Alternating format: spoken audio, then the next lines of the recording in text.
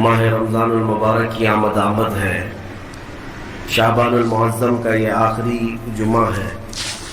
अल्लाह ताला हमें रमज़ान की सांसें अता फरमाए। आगे चंद बातें अर्ज करता हूँ रमज़ान की आमद से पहले कुरान में रब ताला फरमाता है, ऐ महबूब आप फरमा दे, हक आ गया और बातिल मिट गया, और बातिल को तो मिटना ही था। इन्नल बातिल कान ज़हूक़ा। होता ये है कि किसी ताकतवर तख्त पर बैठे हुए शख्स का कि वो जुल्म को ये समझता है कि मैं जो कर रहा हूं वो सब सही कर रहा हूं। मैं तारीख के औराक आपके सामने रखूं। फिरौन जिसका ये ऐलान था, अना रब्बुकुमुल आला, मैं तुम्हारा सबसे बड़ा रब हूं, और अपनी इबादत करवाता, अपने सामने लोगों को झुकने पर मजबूर करता। उसका जमाना एक तवील अरसे तक चला, यहां तक कि सिर्फ उसने एक रात ख्वाब में ये देख लिया था कि आसमान से एक तारा टूटा और उसके महल पर गिरा, जिससे आग लग गई। दूसरे दिन उसने सारे नुजूमियों को जमा किया और पूछा कि इसकी ताबीर क्या हो सकती है। तो कई नुजूमियों ने बिल इत्तेफाक ये ताबीर बताई कि अनकरीब बनी इसराइल में एक बच्चा पैदा होगा जो तेरी सल्तनत को तबाह और बर्बाद कर देगा। ये ताबीर सुनने के बाद उस जालिम मनहूस शख्स ने ऐलान कर दिया कि आज के बाद जो भी बनी इसराइल में लड़का पैदा होगा उसका कत्ल हो जाएगा। और अल्लाह ताला ने कुरान में फरमाया, युदब्बिऊना अबनाअहुम व यस्तहयूना निसाअहुम। लड़कियों को जिंदा छोड़ दिया जाता था और लड़कों को मार दिया जाता था। एक साल के अंदर फिरौन ने 12,000 बच्चों का कत्ल किया, इस खौफ से कि कोई बच्चा ऐसा ना पैदा हो जाए जो मेरी सल्तनत को हिला दे। वमल्लाहु बिगाफिलिन अम्मा यअमलु ज़ालिमून। रब ताला फरमाता है, जालिमों के कामों से अल्लाह बेखबर नहीं है, और अल्लाह की खुफिया तदबीर सबसे भारी होती है। यहां तक कि 12,000 बच्चों का कत्ल सिर्फ इस डर से किया गया कोई बच्चा ऐसा ना आ जाए जो मेरी सल्तनत को हिला दे। दूसरे साल और ज्यादा कर दिया गया। ये बच्चों का कत्ल होता रहा। जुल्म की एक बड़ी दास्तान उसने लिख दी, लेकिन क्या वो अपनी सल्तनत बचा सका? कादिर मुतलक के फैसलों पर कुर्बान जाए। जिस बच्चे से उसे खौफ था कि वो मेरी सल्तनत को तबाह बर्बाद कर देगा, वो कोई और नहीं, वो मूसा अलैहिस्सलाम की शक्ल में पैदा हुए।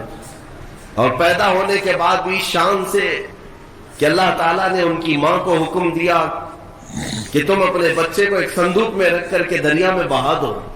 भला एक मां पैदा होते ही अपने बच्चे को समंदर की लहरों में बहा देगी? लेकिन रब ताला फरमाता है, वरबतना अला कल्बिहा, हमने उनके दिल को मजबूत किया। मूसा की मां को उन्होंने मूसा अलैहिस्सलाम को एक संदूक में रख करके दरिया में बहा दिया, और वो संदूक सीधे फिरौन के बागीचे पर जाकर लगा। फिरौन की औलाद नहीं थी, उसकी बीवी आई, देखा खूबसूरत बच्चा है, उठा लिया, बेटा बना लिया। कुरान पाक में मौजूद है सब। बीवी लेकर के आई फिरौन की और कहा कि हम इसको बेटा क्यों ना बना लें। फिरौन ने कहा, कहीं ये बच्चा तो नहीं है जो मेरी सल्तनत को हिला कर देगा। फिरौन की बीवी ने कहा, नहीं, ये तो समंदर की लहरों में बहकर आया है, वो बच्चा तो बनी इसराइल में पैदा होगा। मूसा अलैहिस्सलाम की परवरिश फिरौन के घर में हो रही है। जब फिरौन ने ये ऐलान किया कि बादशाह ने अपना एक बेटा बना लिया है और शाही अंदाज में उसकी तरबियत होगी, उसे दूध पिलाने के लिए दायां आए। कमाल है, 100 से ज्यादा दायां आई, लेकिन मूसा अलैहिस्सलाम ने किसी का दूध नहीं पिया। उनकी बहन वहां मौजूद थी, ये सब मामला देख रही थी। उन्होंने कहा फिरौन की बीवी से कि मैं एक दाया जानती हूं जो सब बच्चे उसका दूध पी लेते हैं। कहा बुला लाओ। वो दौड़ कर गई, अपनी मां को ले आई। मूसा अलैहिस्सलाम एक दिन के बच्चे हैं, एक दिन के, और उनकी मां वापस फिरौन के महल में आई। जब उन्होंने दूध पिलाया तो मूसा अलैहिस्सलाम दूध पीने लग गए। फिरौन ने बहुत आली तनख्वाह के साथ, बड़े मुआवजे के साथ मूसा अलैहिस्सलाम की मां को अपने घर में रखा, शाही दाया बनकर। ये निजाम कुदरत है मेरे मोहम्मद, ये अल्लाह ताला के फैसले हैं। मूसा अलैहिस्सलाम जवान हुए उसी के घर में, लेकिन उसके बाद फिर जब जवानी के बाद आपको नबूवत के ऐलान का हुक्म हुआ, फिर फिरौन से जो मुकाबला हुआ, तारीख शाहिद है। मूसा अलैहिस्सलाम का मुकाबला न वो जादू से कर सका, न ताकत से कर सका, न फौज से कर सका। ایک وقت ایسا آیا کہ 1,00,000 فوج کو لے کر موسیٰ علیہ السلام کے پیچھے لگا. موسیٰ علیہ السلام سمندر میں راستہ پیدا کرتے ہوئے نکل گئے. فرعون جب ان راستوں پر آیا، رب تعالیٰ فرماتا ہے فغش، ہم نے سمندر کو حکم دیا جیسا تھا تو ویسا مل جا. سمندر کی لہروں نے آپس میں ایک دوسرے کو ملایا.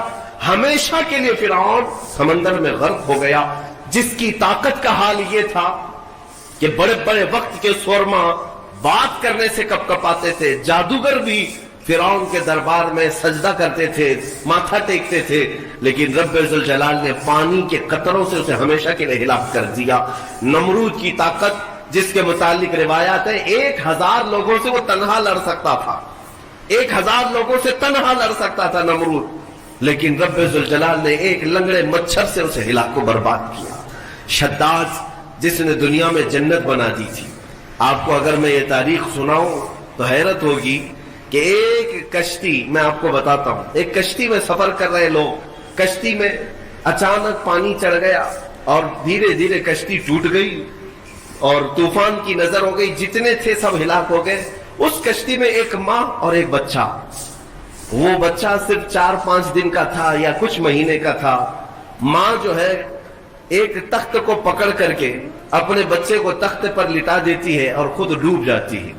اس کشتی میں کوئی موجود نہیں رہا. ایک بچہ 4 دن کا یا 6 دن کا وہ تخت کے سہارے بہتے بہتے کنارے تک آ کر لگ گیا. ایک قافلہ وہاں سے جا رہا تھا، انہوں نے بچے کو زندہ سلامت دیکھ کر کے اٹھا لیا. آپ کو میں بتاؤں، وہ بچے کو لے جانے والے لوگ اپنے گھر پرورش کرتے ہیں اور اس بچے کو ہی شداد کہا گیا ہے. اور جب وہ تھوڑا سا جوان ہوا، اس نے ایک فقیر کو دیکھا یا کچھ فقیروں کو دیکھا، ان کی جھولیوں سے کچھ چیز گر گئی، وہ سرمہ دانی تھی یا کچھ تھی. روایات یہ بتاتی ہیں کہ شداد اس سرمہ دانی کو اٹھایا اور اپنی آنکھوں میں لگایا تو اسے زمین کے خزانے سب دکھنے لگ گئے، کہاں کتنا سونا ہے. وہ اس طرح سے کھودتا تھا اور سونے کا مالک بنتا چلا گیا. اتنا بنا کہ وقت میں اس سے زیادہ مال کسی کے پاس نہیں تھا. پھر اس نے ایک بار اعلان یہ کر دیا کہ اب میں جو ہے سارے دنیا کو پال سکتا ہوں. اس وقت ایک درویش نے آ کر کے اس سے کہا کہ شداد، تو اپنے مال سے زکوٰۃ بھی ادا کیا کر، فقراء و مساکین کو بھی دیا کر، اللہ تعالیٰ تجھے جنت عطا کرے گا. اس نے کہا کون سی جنت ہے؟ جنت کیا ہوتی ہے؟ کہا جنت عالی شان ہے، رب تعالیٰ کی بنائی ہوئی، جس کی ایک اینٹ سونے کی تو ایک اینٹ چاندی کی، زمین زعفران سے بچھی ہوئی، بہت خوبصورت جنت کا نظارہ ہے. اگر تو خیرات کرے تو اللہ تجھے وہ بھی عطا کرے. اس نے کہا مار کر کے، ٹھٹا مار کر کے کہا ہے ایسی بھی کوئی جنت ہوتی ہے؟ اس سے بہتر جنت تو میں دنیا میں بنا دوں گا. اور اس نے آرڈر دیا اور عدن ایک علاقہ ہے، وہاں پر جنت بنانے کا حکم دیا. موسم ڈھونڈا گیا، ٹھنڈا موسم ہو، باغیچے لگائے گئے، دریا اس کے اندر نہریں بہائی گئی، اور پھر سونے اور چاندی کی اینٹوں سے محلات تعمیر کیے گئے. برسوں لگ گئے اس جنت کو بنانے کے لیے. پھر وہ وقت آیا کہ جب شداد اس کی اوپننگ کے لیے اپنے گھر سے نکلا، اپنے گھوڑے پر سوار ہو کر، طاقت کا نشہ، دولت کا نشہ، غرور کہاں لے جا رہا ہے، دنیا میں جنت بنایا ہے. گھوڑے پر بیٹھ کر کے جب اپنی بنائی ہوئی ہاتھوں کی جنت کو افتتاح کے لیے پہنچا، دروازے پر پہنچا نہیں تھا کہ گھوڑا ٹھوکر کھا کر گرا، اور شداد نیچے جیسے ہی گرا چوٹ لگی اور وہی اس کا دم نکل گیا. نہ اپنی جنت میں قدم رکھ سکا. اسی کو ارم کہا جاتا ہے. ارم جو ہے فارسی لفظ ہے، وہ شداد کی بنائی ہوئی جنت کو کہا جاتا تھا.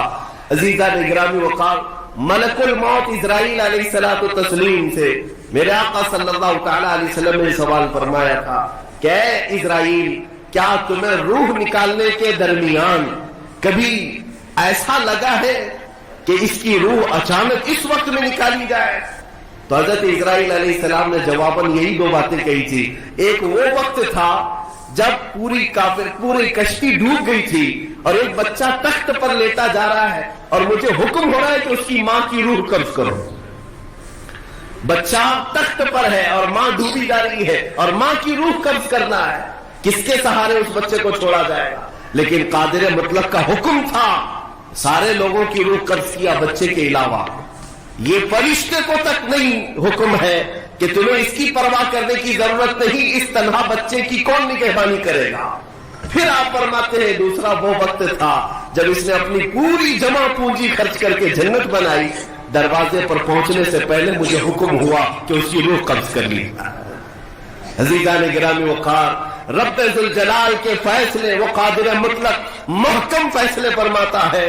بعض لوگوں کو ایسا لگتا ہے کہ سب کچھ انہی کا ہے، ابھی دنیا تو ان کے پاس ہے، طاقت ان کے پاس ہے، تخت ہے، سب کر لے جائیں گے۔ تمہیں پتہ نہیں، قرآن میں خود مولا نے فرمایا ان بطش ربک لشدید، بے شک تمہارے رب کی پکڑ بہت سخت ہے۔ جس وقت وہ پکڑ کرتا ہے تو کوئی آس پاس چھڑانے کی طاقت بھی نہیں رکھتا۔ آپ کو میں یہ بات بتا دوں کہ تاریخ میں ایک ایسا بھی نام آتا ہے جس کو ذکر کرتے ہوئے آج بھی لوگ ظلم کی آہٹ کو محسوس کرتے ہیں، وہ چنگیز کا نام ہے۔ ہلاکو چنگیز، یہ وہ لوگ ہیں جنہوں نے کھوپڑیوں سے مینار تعمیر کر دیے تھے۔ ہاں، انسانوں کی کھوپڑیاں ان کے لیے کوئی حیثیت نہیں رکھتی تھی، لیکن ایک وقت ایسا بھی آیا اس نے کئی علماء کو، بزرگوں کو قید کیا، قطار میں لگا دیا۔ یہ آخری وقت ہے۔ چنگیز کا دبدبہ اتنا تھا کہ وہ تقریباً آدھی دنیا کو فتح کرنے کے لیے چل پڑا تھا، آدھی دنیا، اور کوئی بادشاہ اس سے لڑائی کا سامنا نہیں کر پاتا۔ ایک وقت وہ آیا، 300 کے قریب علماء یا بزرگوں کو اس نے قید کیا، قطار میں لگایا اور جلاد کو بلایا۔ سب قطار میں، پہلی صف ہے، دوسری صف ہے، تیسری صف ہے، تو اس میں لائن سے قتل کرنے کا حکم تھا۔ تلوار اٹھاتا جلاد اور گردنیں مارتا چلا جاتا، وہ گھوڑے پر بیٹھے اپنے کھلونے سے کھیلتا رہتا اور جلاد کو حکم دیتا اتنی گردنیں آج اڑا دو، اتنی گردنیں اڑا دو۔ پہلی صف میں ایک بوڑھے شخص تھے، عمر دراز تھے۔ جب وہ پہلی صف کا قتل شروع ہوا تو جلدی سے دوسری صف میں آ گئے، پیچھے ہٹ کر کے دوسری صف میں کھڑے ہو گئے۔ وہ جلاد بھی دیکھ رہا تھا۔ دوستو، ویڈیو کیسی لگی کومنٹ سیکشن میں بتائیے گا۔ ویڈیو اگر پسند آئے تو لائک ایوم شیئر کر دیجیے گا۔ السلام علیکم ورحمۃ اللہ وبرکاتہ۔